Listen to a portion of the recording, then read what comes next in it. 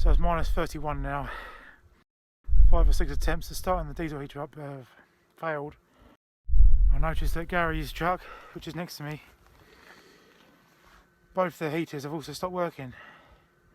It's just a diesel problem, frozen diesel. It's got a problem, suggests.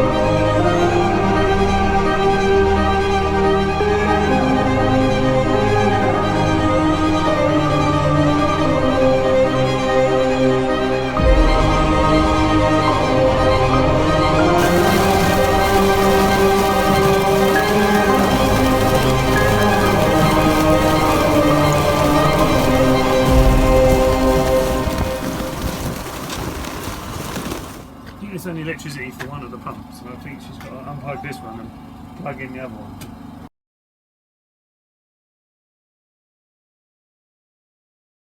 It's what you expect to find at a petrol station.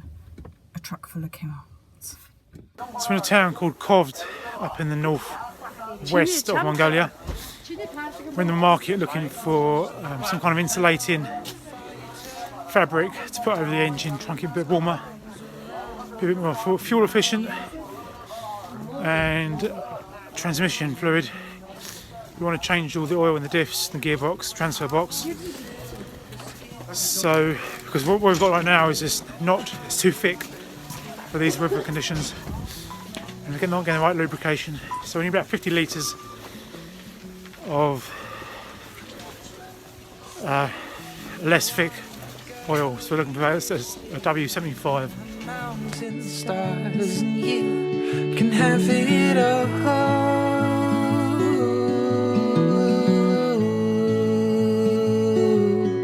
If you mean it in the morning, by the evening I will be there when you crow.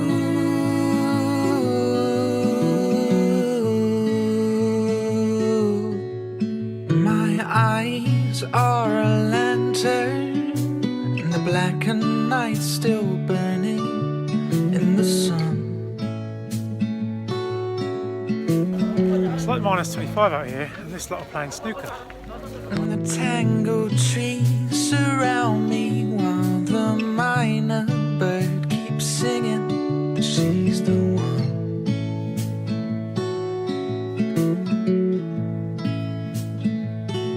So if you want it, girl, you wish it on the mountain stars, and you can have it all.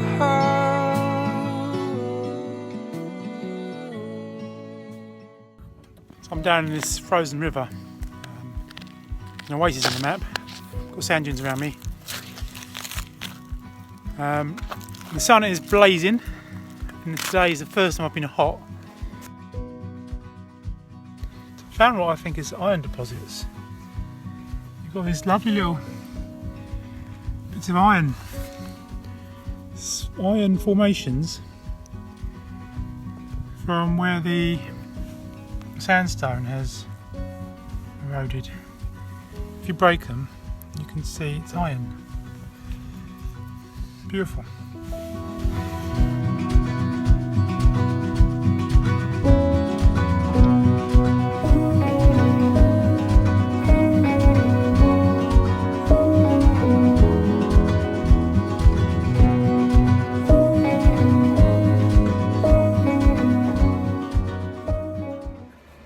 So we came to Duck Canyon to see what it was really. It was on the map. And we have found, well, it's basically a river at the bottom of a canyon. So it was all frozen. So we thought, you know, see what you do, you go and explore. So we put some nice warm clothes on, got some cameras, went up the river, up the icy river. And we found some of the most magnificent formations I've ever seen. This is possibly the most beautiful thing I've ever seen. If you've ever seen the Planet Earth documentaries, they go to the Crystal Ballroom in the caves in Mexico. I mean, this, I would say this equals that. But it's minus 25 and there's a wind, 50-mile-an-hour wind, like roaring through the canyon. That's got to be like equivalent to minus 35 or something similar to that. And the cameras are all just dying. Your breath freezes on the camera. And the camera eventually said, error, don't want to work anymore. If you take your batteries out, you put them in your pocket, leave them 10 minutes, put them back, and they work for a few minutes. So I've gone back in, warm up, a cup of tea, charge some batteries up, and I'm going to go have another go. It's very cold out there. Sun's not even set yet and it's already minus 25, so it's going to get colder. So there's benefits to the winter, you see some beautiful things, but there's also hard work. So we just walked up Duck Canyon, Mongolia. Because it's winter, the river's frozen. The ice formations are phenomenal. But just here, the top layer is maybe an inch, 2 inches thick, and you can sort of get in this depression here and look underneath it and see all the rocks, and you can hear the water underneath you while there's ice on top of you. It's probably one of the most beautiful things I've ever seen. I think I'm going to call it a night and just make myself cosy inside Matilda.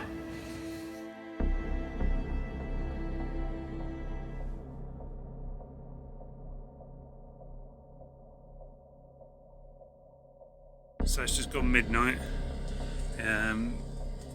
Both of our heaters, so we have a primary and secondary heater, have just failed. Same on Matilda as well. Matt's outside having a look to try and ascertain why. I'm just about to head out there as well. It's minus 31, so I suspect that it's the cold temperature. Let's go and look.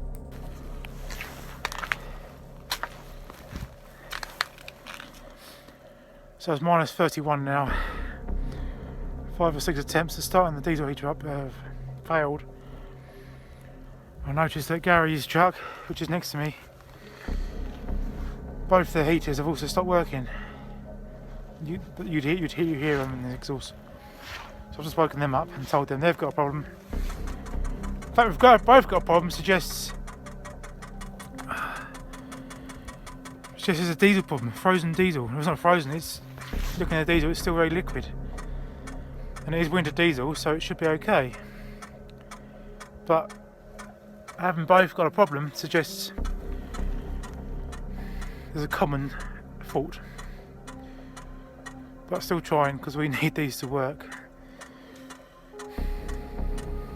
Probably a faulty temperature reader. So, minus 43, the diesel's probably not, just no good. Or the pump, so I'm pumping enough. So I'm going to attempt to heat the diesel up with the exhaust of the generator.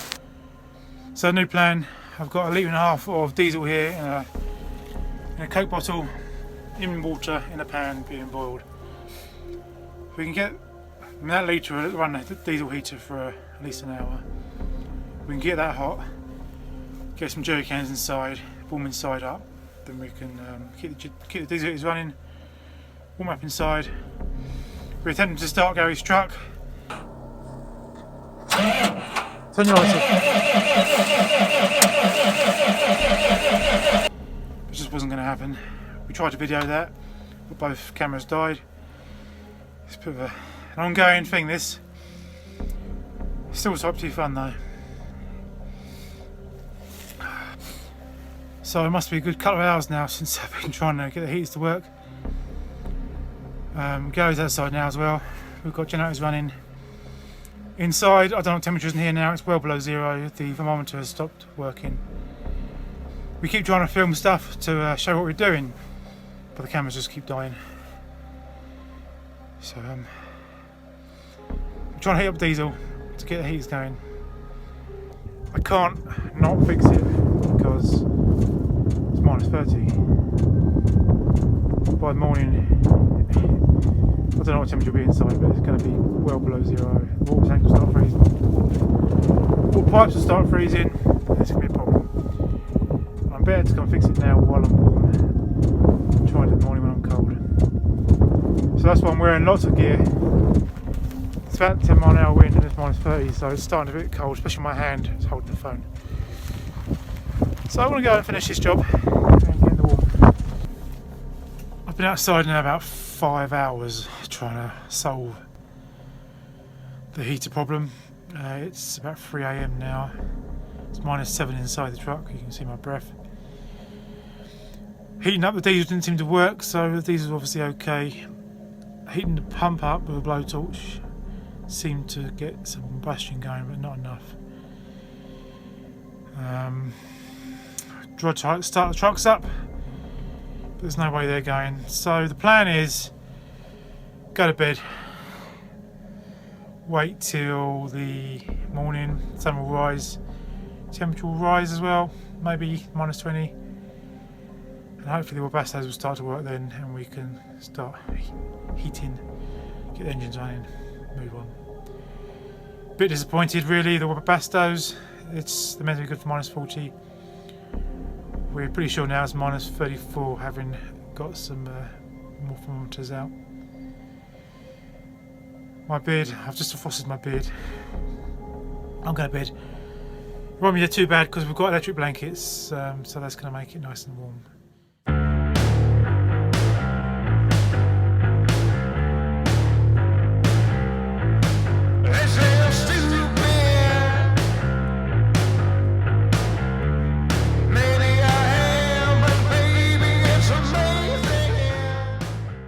Following on from the heater failures last night in both trucks, we failed to start either engine because the preheaters didn't fire. So we're burning petrol at the moment in the generators. That keeps the heated under blankets on the beds working, so we're not going to freeze to death in the night. It's dropped to minus 37. The only way I'm going to get this truck started is if I light a fire underneath it, quite literally light a fire underneath it. So I've walked up the frozen river to some dead wood that I saw yesterday. I've collected all that up. I'm going to have a well-placed fire underneath the truck, and hopefully that will warm it enough. Hopefully so that heat will flow under the truck to the batteries, give them a bit of warmth, and we'll get it started. And then once it's started, we can hopefully pull start the other truck. So let's see how she goes. My first and hopefully my last under truck fire. Hopefully that's right under the oil sump and the engine block. So we'll keep her about that size, won't let her get much bigger. And hopefully that'll get her going. That's it, the sun's just started to come up now, which hopefully raise it a little bit, maybe 10 degrees. It'd be nice if we could get to minus 20 or something, at least. The fire seems to be working well. So I'm going to keep her stoked, just only a little, so we don't cause any damage. Keep her stoked. Hopefully we'll be going in no time. So I've had the fire under the truck burning now for about an hour and a half. I've measured the sump temperature, which is about 30-35 degrees. The engine block is about 3 degrees. So I reckon that she's ready to start. But I've only got one hit at this, so I'm going to get Tina out here and stick a blowtorch straight down the air intake so she's drawing in hot air, and give her a go and see what happens. Let's have a start.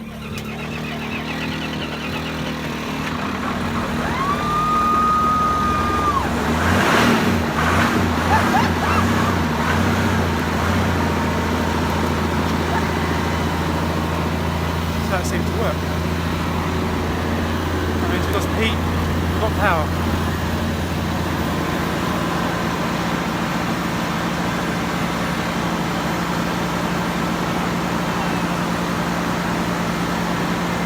So it's just a case of packing everything up. That's not easy because at this temperature you touch things that just break. Matt unravelled the cable yesterday and all the insulation just fell off the outside. That's sort of, you know, what we're looking at. So it's day 3 at Duck Canyon. Day 1 was the good day, the day when we discovered this amazing frozen landscape in the Duck Canyon. That night the diesel heaters, all 4 diesel heaters, decided to stop working within the hour. We put it down to the temperature of minus 32 at the time. It's since gone down to at least minus 36 that we've seen. It maybe gone lower. So we spent that day getting the truck started, which took a significant number of hours, and then trying to reheat the interior because I think it was frozen. My heaters, either air top or Thermo Pro 90, has not started. I am relying on the engine, which has been running since yesterday 3 o'clock, to provide the heat in here. Now it does that for 2 heat exchangers and a radiator, but because it's not prioritising the heat exchangers, I've not been able to get more than minus 10 in here so far.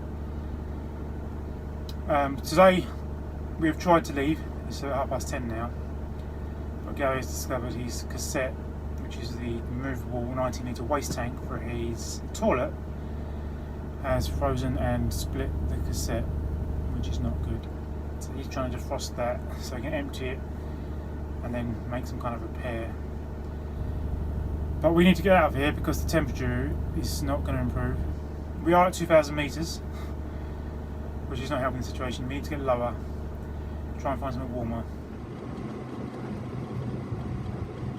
Well, there's a bit under the truck that's not moving under the truck, it's moving on the truck. It's been making a few funny noises. I haven't quite managed to work out what the funny noises were. And I knew she was leaking a bit of oil out the pop shaft, but I thought it was just an oil till, but apparently you just put your hand straight over the lens and it's all a bit poo. Apparently my pop shaft's been working loose, it's just fallen off. Hopefully it's just a nut that's come undone that holds the assembly together. I'm going to look at the drawings. Do a bit of tweaking and we'll be on our merry way. Merry way from where? Where are we? I don't know. Somewhere in the middle of Mongolian steppe in the bloody cold. Right, the prop shaft's falling off. And frustratingly on a tarmac road, the best road we've had in like a month. I don't think there's actually any failures anywhere. I think it's just a case of the nut rattling off. So if we can get over the hurdle of doing the nut up, we should be on our merry way again, hopefully. But this is probably day 5 of problems. We've had problems every day for a good 5 days now. It's getting a little tedious, and we're going to put that down to the cold. The options are, because we haven't got a 44mm socket, cut down the adjustable spanner, put it in like that and turn it with a bar. Plan B, cut the socket down, weld the socket to the nut so we can put a breaker bar on it. Then we can put some breaker bars on it. So that's the plan. Cut the spanner down first before we wreck the nut. It's minus 20, but we have got the sun on us and there's no wind. It's quite nice. So that's a good day in Mongolia. Yeah, if we do that first, because if that doesn't work we can do this. If this doesn't work we can't then go back and do that. Yeah. I'll go and cut this down. Yeah.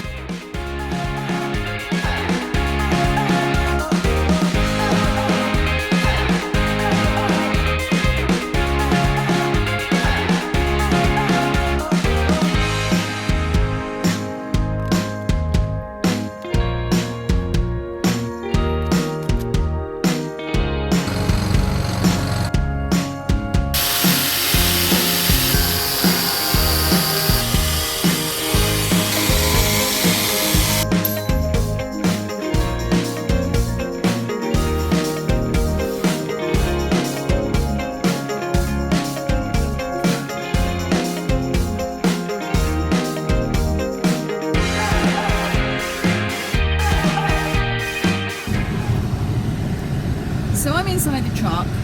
Gary's just popped out, or just jumped out rather, to see how the modification that he's made on the prop shaft is working, whether it's stopping the oil from dripping. He's been outside for a few minutes now, so I don't know whether to be hopeful or not. I mean, obviously I'm hopeful that it's working, but the fact that he hasn't come straight back in again and gone, yay, we're okay to carry on driving, is making me a little bit more concerned. And if it doesn't work, I don't really know what the answer is. We don't have enough oil on board to be able to get us to the next town or village. We certainly don't have enough to get us to where we're going to get the bearing from, not the bearing, I don't know what the part's called. I'm just going a bit crazy now. I can see them through the wing mirror. They are still looking and talking, and the longer they're out there, the more concerned I'm getting. So we've not managed to stop the oil leak, so we need to stop the differential from turning and throwing oil up into the area, into the seal. And the only way to do that is to drop the prop shaft, remove that completely, so your front wheel drive truck. We're going to remove both half shafts and blank them off to stop dust and crap getting inside. And that should mean the oil level will just sit flat. There'll be no moving parts and no leaks. So the entire back of the truck will stop working, but the front of the truck will be fine until we can get 1400 miles to Barnall and get a new seal.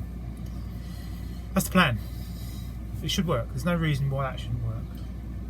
And that's I think what we need to do. We need to make some progress. I can't keep stopping, trying something, stopping, trying something, stopping, trying something. It's just too cold to keep going out there. So one fix does all. And we're fairly confident that this tarmac road stays this way until we get to the border.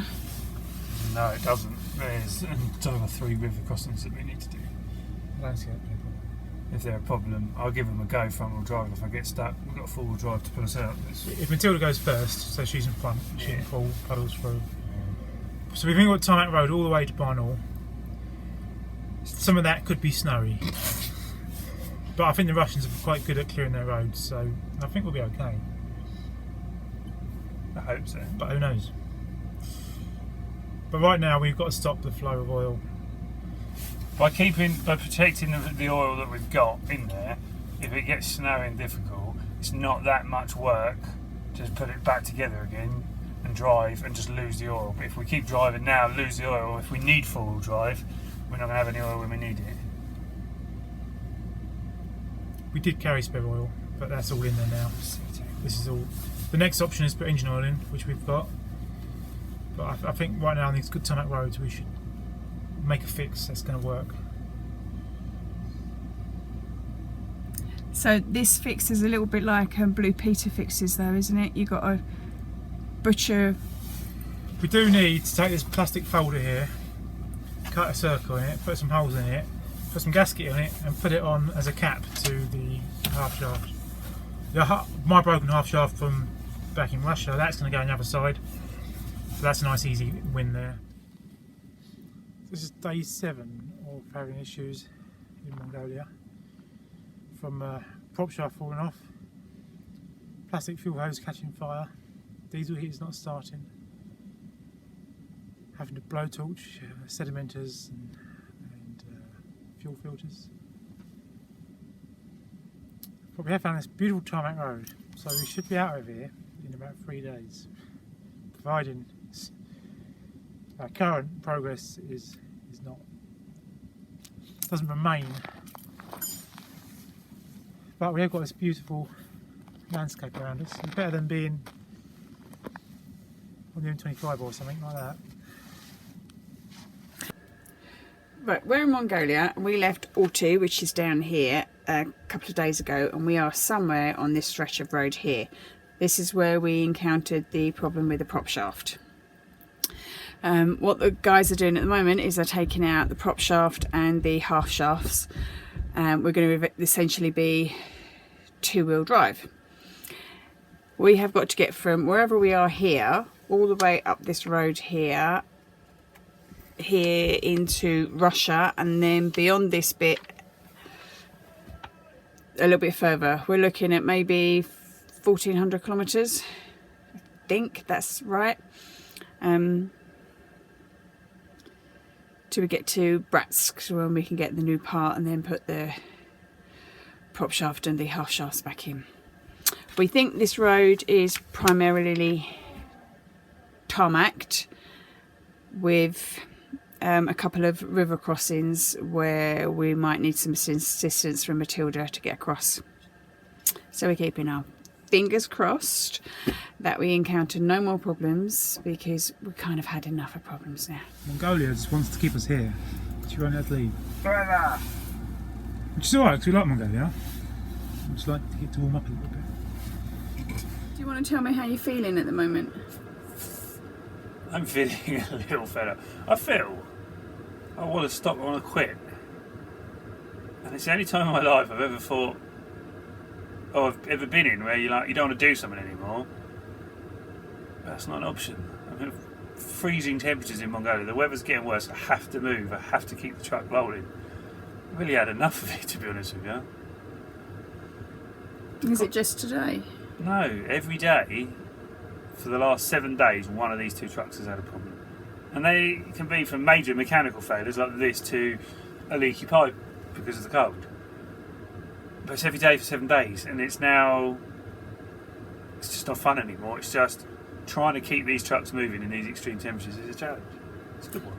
So if you had the same amount of problems in a warmer climate, would it be as bad? No, it wouldn't be as bad, because it wouldn't. In a warmer climate, it wouldn't be as bad, because it wouldn't take me 10 minutes to go outside, putting on. I've literally got 5 layers on the top, 2 layers on the bottom, 2 pairs of socks, 2 hats. It's because outside it's like, I haven't checked this morning because the electronics on mum stopped working. We have to use an old alcohol thermometer. It's probably about minus 28 this morning. The sun's quite nice with the radiant heat from that.